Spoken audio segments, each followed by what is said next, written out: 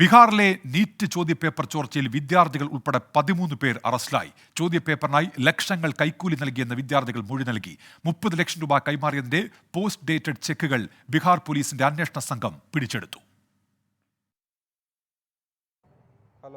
NEET പരീക്ഷാഫലം വിവാദമായതോടെയാണ് ബീഹാറിലെ വിദ്യാർത്ഥികൾ ചോദ്യപേപ്പർ ചോർന്നുവെന്ന പരാതിയുമായി പോലീസിനെ സമീപിക്കുന്നത്. പരാതിയെ തുടർന്ന് പോലീസ് നടത്തിയ അന്വേഷണത്തിലാണ് ഗുരുതര ക്രമക്കേടുകൾ കണ്ടെത്തിയത്.